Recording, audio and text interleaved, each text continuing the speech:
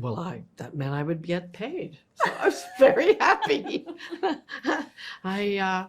I had said I would do it just based on the script. I said, if you can get those other lunatics to come in, I'm in. And everybody else said yes, and we were off to the races, and to the races, because we didn't have a lot of time. No. We hit the ground came running. in one day. She came in one day from another movie. Yeah, and we had in Hungary or somewhere. Where were you? Romania, somewhere. Atlanta. Oh, okay. But I love the drama of your imagination. No, that's what. But you said you were. Where were you? I went there after. That was okay. No, but it's busy. kind of. I just like when you were talking about it. Yeah. I just got like this vision of like the bat symbol, but instead it's our red shoe. Yeah. So it's kind of like it hit the sky, and we were all like, "We must to Elias Clark." Shoes. It was very difficult because this is hard for me. I mean, it's a long day, and I love getting my slippers on at the end of the day, like a real grandma, But yeah, I thought that was hard. This person ran through Manhattan endlessly in her shoes, and she says, doesn't really hurt my feet. I never. Yes, no, you did. I didn't. I said the last thing I said to you on set was, "Oh no, they hurt." Oh yeah, that was the last thing. But early No, in the shoot, you said, denial. it's so funny. It doesn't really hurt me. I thought, No, that was just a point. That I was manifesting that truth.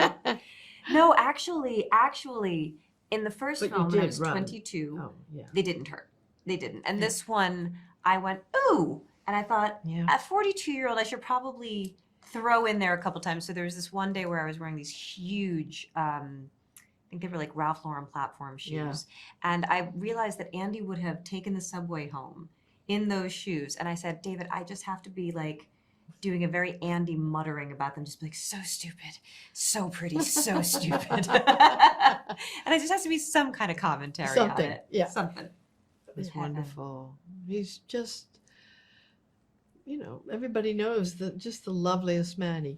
And we had a joint interview with him this morning, and he was talking about how he'd kept a diary, and on the fourth day, he wrote, "How could a day be any worse than this day?" He had no idea. We were ecstatically happy. He kept it. He keeps it all to himself, and he's unfailingly kind and smart and focused. But as a leader on the set, he understands that not everybody wants to know that you're in dangerous waters. You're nearing the iceberg. You got to keep it to yourself. And he did. I hold David in a particular place of gratitude because, like most people, when I was 22, it was kind of a mess. And he just was so kind about the human being that I was and the developmental state that I was in. And he just protected me, and he looked out for me, and he was so good to me, and he graced me so much. And over the years, I've called him for advice. I've stayed in touch. And so it was such a joy to be reunited with him as an adult now who knows how to take care of herself and didn't have to lean on him so hard. And this time I just kind of like, you know what? I'd love to take care of you this time. My feet don't hurt. How many miles do you need me to run? Yeah.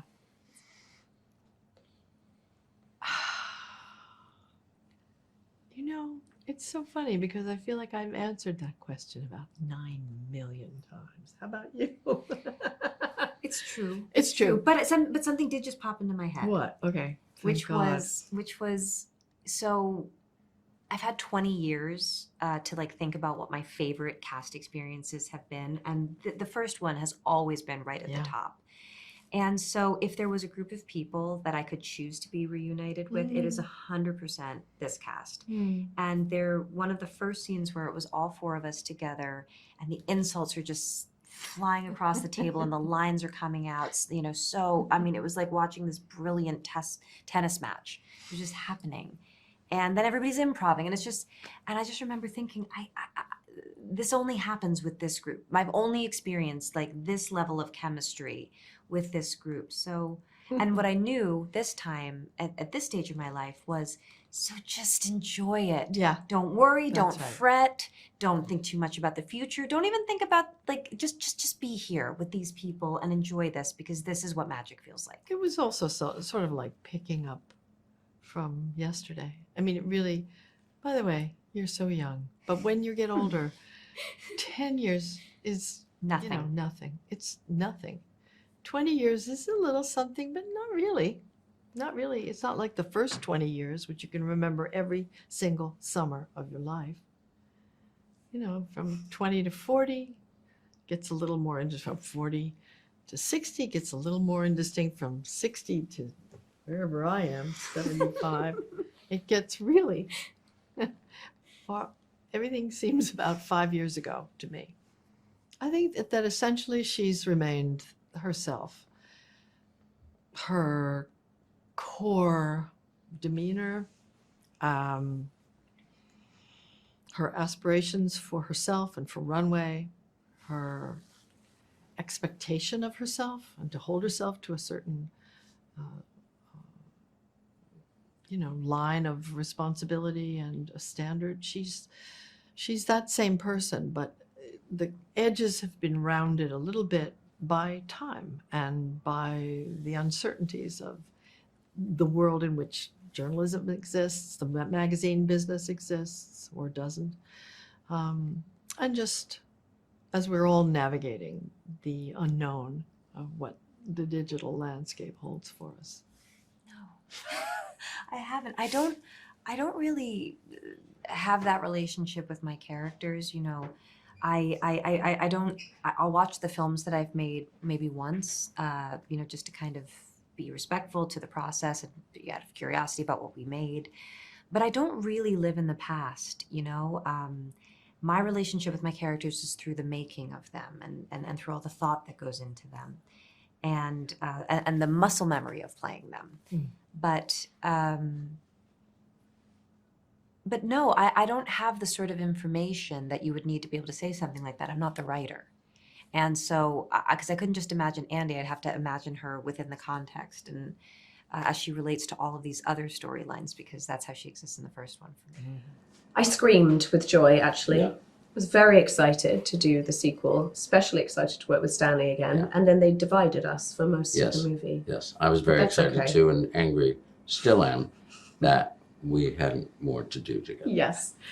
But I think, we have all realized over the years that we have been lucky enough to be a part of something rather iconic that this film is, and what it means to people, and the imprint it's had on people as they've grown up watching it. I think we didn't quite realize the impact until we started filming the second one, and just crowds of people outside, which was sort of terrifying and incredible, really, to see what the film means. Yeah, it makes people happy, but people from Yeah. all walks of life and of Men all who ages. didn't want to see it. Men who were dragged there by their wives. And And then then when- secretly yeah, loved they're it. I really like that movie. But they They're say really good at it. conspiratorially. Yeah, they're like, conspiratorially. hey, you know what? They look around over their shoulders. Sort of, Well, I adore playing her. She is completely deranged, and so that's fun.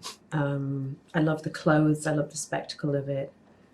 It's great when you get to do hopefully a disappearing act into someone else. Can you imagine if I was quite like her in real You're life? so not like her. So I think that's fun. Yeah, same. I mean, I love playing this character. He's so... There's something very comforting about playing him. He's very soothing. Yeah, yeah. I mean, David Frankel sort of changed my entire life, really, and my career, certainly. And I think a lot of people auditioned for the Emily role, and I ran in, I'm sure, amongst the hundreds of other people who read for the part, and he, thank God, liked it and wanted me to do it. And I think then I was a part of a film that everyone saw and everyone loved, and it was life-changing. It opened the door to play such wild characters because she's so bonkers. It became indicative of like what I wanted to kind of do moving forward. I owe him a great deal, really, and he's very calm. He looks a bit like Julius Caesar. He's got this very Roman. Like Marlon Brando. He does look like yeah, Marlon Brando, yeah. actually. Yeah. Very handsome, David. Very handsome and very calm. Very calm. Surrounded very by smart. bedlam and so many cooks in the kitchen. Yeah. And he just keeps it calm and chic the whole time. All of us together. All of us together? Great. Yeah. I mean, I've done a movie with Meryl in between. You've done a couple of movies with her. Yeah. And I had done a movie with Annie, too, in between. Which and, one? Witches. Oh my God, Yeah. that's right. Yeah. And obviously, we, became friends after the first movie, and then I married her sister, or she married me. And then now she we're brothers. stalked you, is what we really want to say. Is what I right? meant. Yeah. Yeah. And now we're family. Family. Molly is a complete dream because she approaches everything with this amazing boldness, and it's a courageous thing in itself to take on the Devil Wears Prada sequel, And I think her and Pat came up together, and it was just thrilling because she approaches things in a very characterful way, and she'll do her pull, from the clothes of what she thinks could work. But it's a collaboration, and I think there's a spectacle with the character of Emily that's really, really fun for me. Yeah, it was a great honor to work with her. She comes in and she seems incredibly scattered, and I don't think she ever writes anything down or anything. She just sort of says things, and you think they're just going into the ether, but they're not. They're going into these people who know what she wants, because she knows exactly what she wants. Yeah. And it was, I have to say, it was one of the best experiences I've ever had with a wardrobe department. Yeah, it was heaven. Yeah, I loved it. All of it. All Honestly, of it, truly. all of it. I mean, I did love the archival Dior stuff. I mean, I think the newspaper print hoodie with the big green bomber and those tweed jodhpurs. I mean, who would have thought that should go together? But I loved it. I love all the sort of corseted bondage references of Emily's clothes. They're so edgy and weird, and that juxtaposed with this very posh British accent, I think is quite fun. It's very disturbing. Very disturbing, yeah. I think it's fun as hell, and I think it's a beautifully made film, and I think it is full of heart. It's not just dry and acerbic and funny and clever. It's full of heart, and I think people relate to these characters. They might never get the chance to work at somewhere like Runway. They might not want to work at Runway, but I think a lot of people see themselves, that kind of plight for success, for a great job, for holding down a great job, for rent, for your conscience remaining intact. I mean, I think it's very relatable. Yeah, it has real endurance, and I would say it's like the perfect Hollywood movie. Yeah. The structure of it is great and classical. So quotable. Right, very quotable. So quotable. And it's funny, and like Em says, it has real heart to it. It has depth to it. You think it might be just this one thing at the beginning, but it really has great. Yeah. It has great depth to it. I don't remember watching it it was like it just became part of our life. Yeah. It arrived to us and then never left we us. were quite young, I Mhm. guess. Yeah. I think I remember like rewatching it maybe for the first time as a young adult and coming into like the world as an individual person and thinking about like entering the workforce or just entering the world as a young woman and feeling like, oh man, it really holds up. I remember all of these moments, but now it's ringing differently and having a different resonance to me now.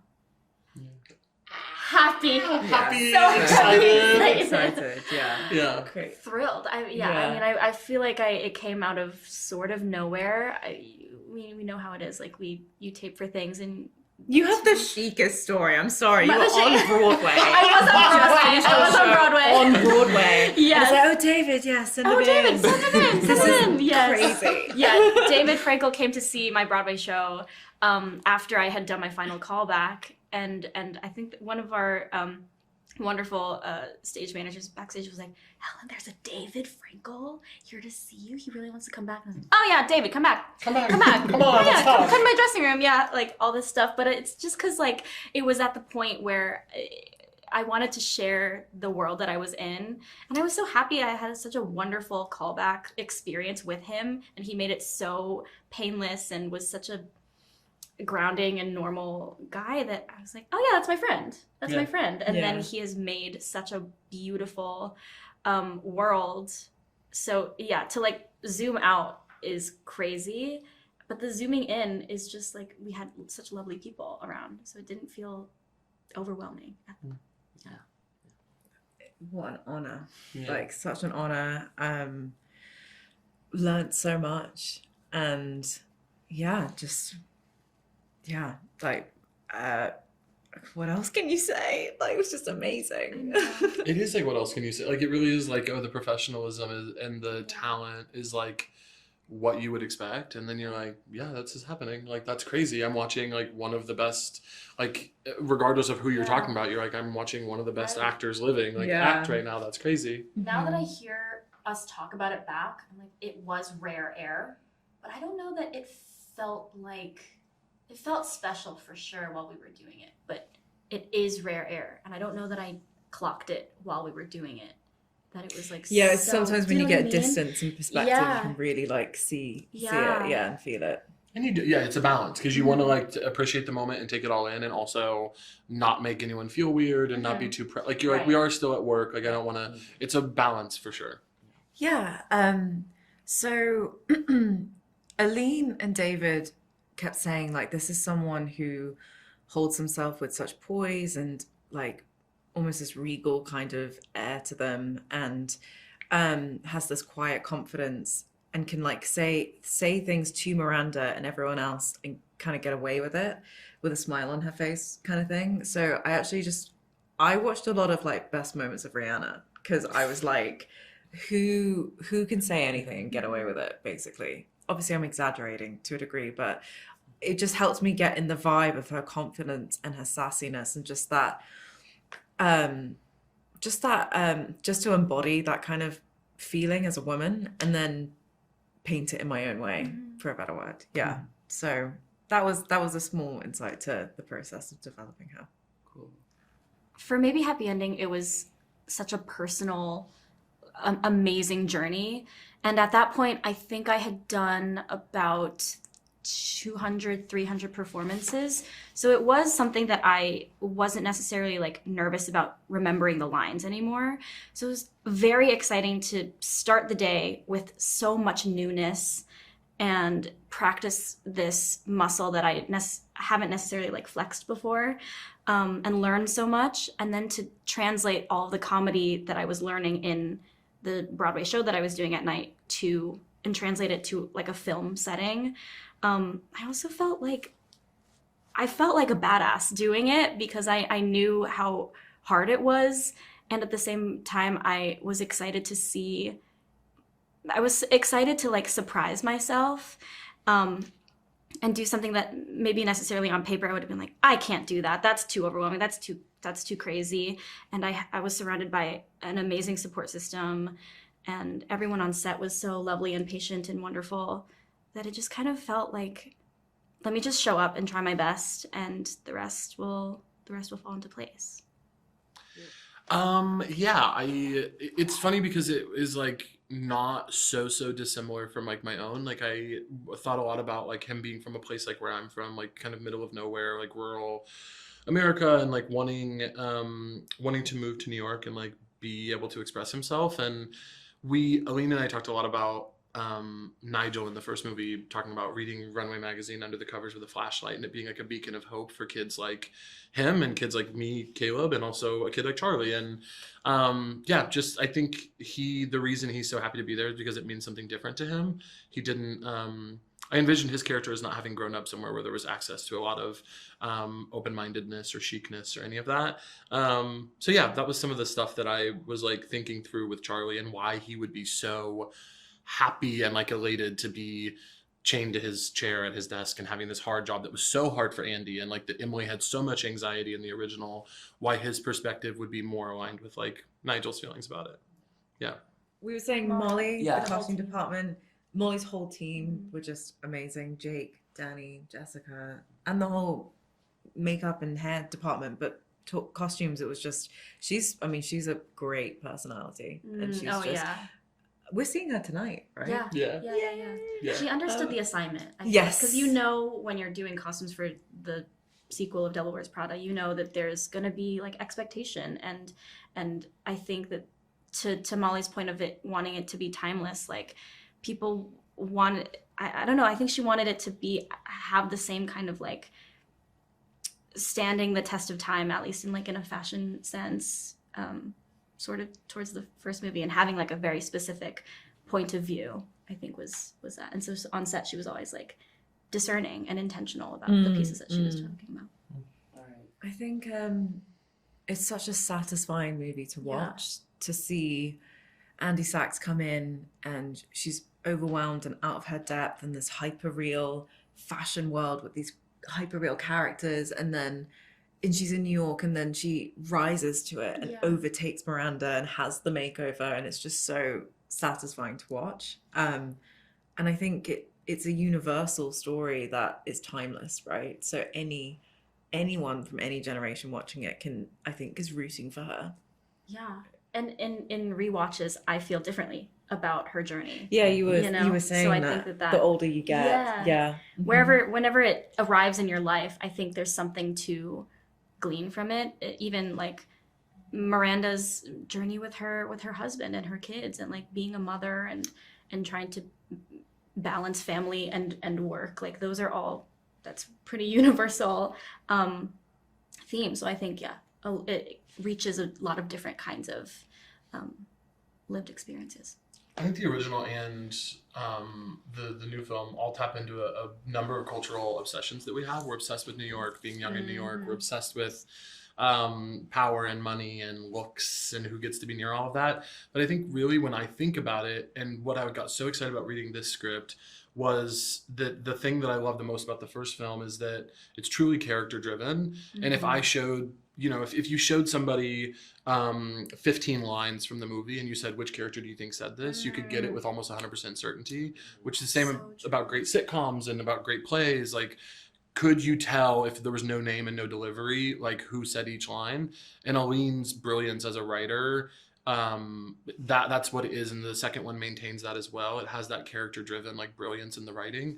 And then her and David collaborating, like the way he directed both of these films is just like, they were meant to make these movies together, I think.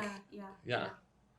Well, we don't know if it's the right time for a sequel. We certainly hope so. I think that it was the right time to work on a sequel, but it took us 18 years to make that decision. I think for a long time, we just felt like there was no way these characters belonged back in the same world, that they, Andy threw the phone in the fountain at the end of the first one, and Miranda would never hire her again. And, never the twain shall meet.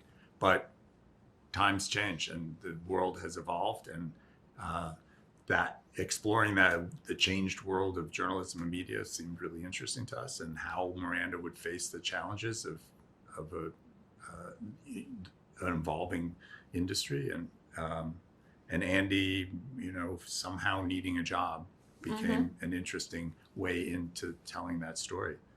And so we'll find out if this is the right time for a sequel. I wouldn't say tricky. I would say thrilling and exciting and fun and joyful and fast. And one of the real joys of the first movie was, David and I didn't know each other. We met and we were like off to the races on the first movie, and we just discovered that we had a very simpatico idea about what that first movie should be. And then having been buddies for 20 years and sort of going back to do this, we had such a shorthand. And, these movies are built with the foundations of this are built with David and I talking, and those conversations about that, are about the movie, but are free flowing and end up being about life and the world and priorities and, what we think and what we're reading and what sports we watched and what sports we didn't watch. And, just sort of having all those conversations. So being back in that space was really fun. And, working with one of my very favorite collaborators and somebody who was such a wonderful mentor to me the first time around, and just being invited back into that conversation. I think was if really there's fun. one real challenge, it was constructing the narrative. Mm-hmm. What's the story? Because Aline knows these characters. She could write these characters, and I don't want to say in her sleep, but she knows them intimately. But then how do we frame, the story, and what twists could we make that are different than the first one?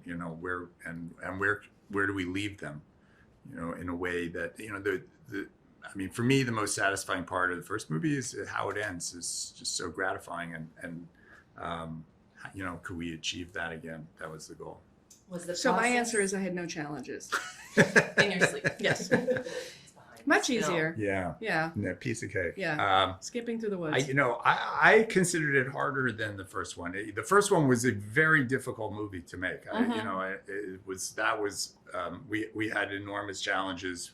We always went over schedule, over budget. We had struggled to find locations. We're discovering the characters. Aline was rewriting everything on the day,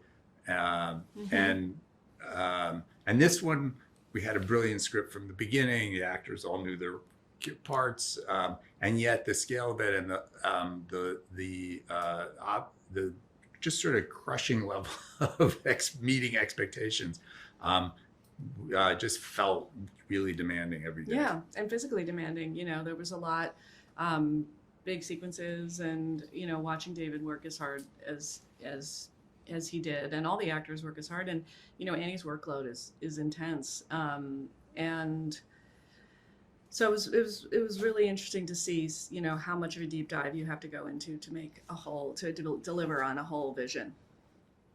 Well, it's funny, when you work with somebody, it's sort of like you used to play tennis together every day, and then when you bump into them, you don't play tennis, you just sort of say hello, and the thing that you enjoyed doing with them was playing tennis. And so that was what I was saying about getting to work with David again. Like, we had fun hanging out and being buddies and having meals and hanging out, but it was really fun to go back into like creating something together. And we both love these actors and always happy to see them in the intervening years, but to be able to roll your sleeves back up, which is how we met them, and sort of roll your sleeves back up and get back into the work, that's a lot of what the movie's about, right? Is the joy of working with other people and collaborating.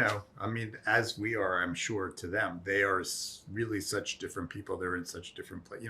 Annie and Emily were girls when they were 22 years old. Now they have long marriages and beautiful kids, and their priorities have shifted. They're huge movie stars, and even Meryl is in a very different place personally and professionally.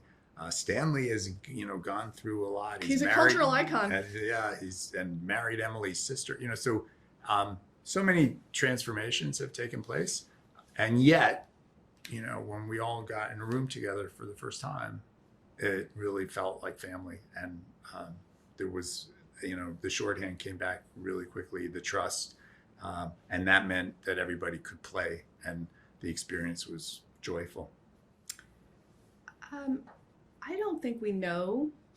I honestly don't think If any we knew, creative. I don't think everything we do would be as popular as the Devil. I don't think any creative person. I don't. My analogy has been, I don't think that Leonardo da Vinci. I was going to say Leonardo DiCaprio, which is a different guy. Compare yourself to. Yes, but I think setting the bar low. Yeah, but I set don't the know bar. that he would have been like, Mona Lisa, that's the one that's going to be there forever. And you don't ever know.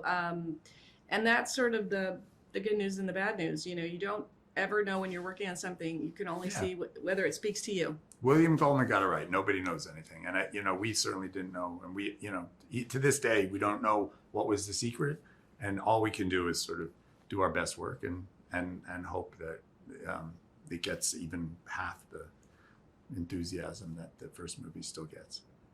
Joy, Yeah, like joy, a great time. yeah, like just laughs, tears.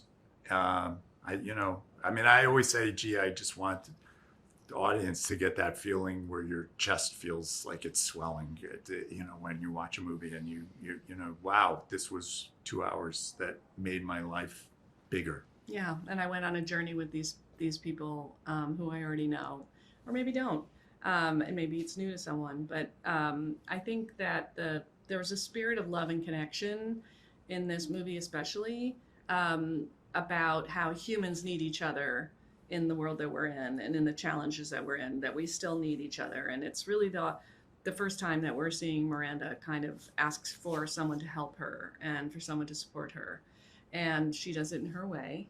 But I think, in this world, this really is about how the pursuit of a shared professional goal can bring people together.